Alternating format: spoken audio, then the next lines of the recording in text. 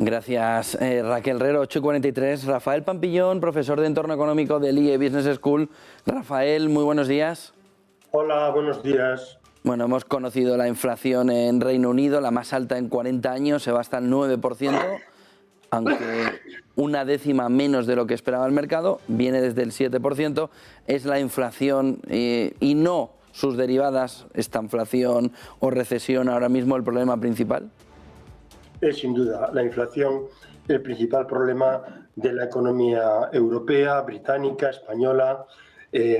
Desgraciadamente esta inflación también está teniendo repercusiones negativas en el crecimiento por las posibles subidas salariales y que puedan generar una espiral inflacionista, porque esta inflación proviene de la compra de materias primas que están por las nubes y además se pagan en dólares, y se ha depreciado mucho el euro con respecto al dólar, con lo cual importamos cada vez de una manera más cara, es decir, nos cuesta más las materias primas en euros.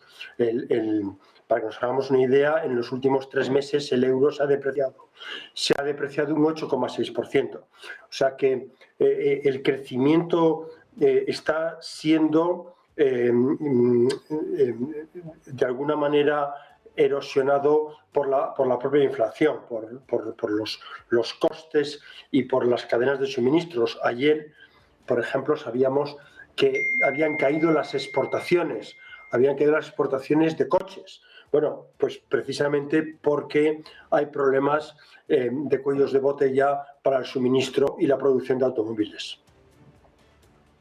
La recesión. Hoy veíamos un gráfico de Charles Schwab esta mañana que decía que al menos en 6 meses la recesión no llegaba, pero ya son distintas casas de análisis, Deutsche Bank, banca privada, que está analizando que al menos en 1 año y medio, en 18 meses, sí entrará la economía norteamericana en recesión y habrá que ver la europea. ¿Hay riesgo de recesión ahora mismo? Bueno, a 18 meses, como decía Keynes, todos muertos. Es decir, que a 18 meses no sabemos nada, no sabemos ni qué va a pasar después del verano. Sabemos que efectivamente hay una ralentización del crecimiento, hay revisiones a la baja en el crecimiento económico de los principales países del mundo, y tenemos experiencia de que cuando hay revisiones a la baja, al final los resultados son peores que esas revisiones que se están haciendo. O sea que la situación es fundamentalmente incierta, y es incierta para el crecimiento y por tanto también para el empleo. Y es ahí donde tenemos que poner el foco en este momento para ver cómo mejorar ese crecimiento económico con las ayudas europeas y el mercado laboral con la mejora de la formación profesional. Mercado laboral, los salarios se están preparando ya en este 2022, pero también de cara a 2023 para el mayor alza en las últimas décadas, entre el 3,5 y el 4% de media en el conjunto de la Unión Europea, con subidas, decía ayer Alemania, que podrían estar en la parte mínima incluso del 25% de los salarios. ¿Cómo puede impactar en la economía una subida salarial sin dar una segunda ronda de inflación al conjunto de la economía? Bueno, eso es muy complicado porque al final muchas empresas están al borde de las pérdidas, y esas empresas pues tampoco pueden subir mucho más los precios. Quiere decir que si les suben los costes y no pueden subir precios, pues al final tienen pérdidas y con probabilidad lógicamente de cerrar. O sea que la espiral precios-salarios es preocupante. De ahí la necesidad de los pactos sociales, de ahí la bondad de la aprobación de la reforma laboral del año pasado, esa reforma laboral en la que se pusieron de acuerdo empresarios y sindicatos, y ahora sería también un buen momento para que sindicatos y empresarios y gobierno tomaran decisiones para evitar esa espiral de mayores salarios, mayores costes laborales. Esos costes laborales se trasladan a precios y eso genera más inflación. Habría que romper ese círculo vicioso. ¿La economía europea 2 subidas de tipos de interés, julio y septiembre, por parte del Banco Central Europeo?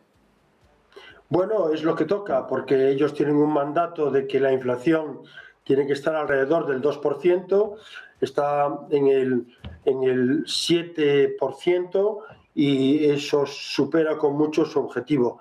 y esas subidas no dejan de ser una normalización de la política monetaria, que lleva bastantes años de forma expansiva y generando muchísima liquidez, y que en este momento las compuertas de esa liquidez, de esos pantanos, se están abriendo y eso genera inflación.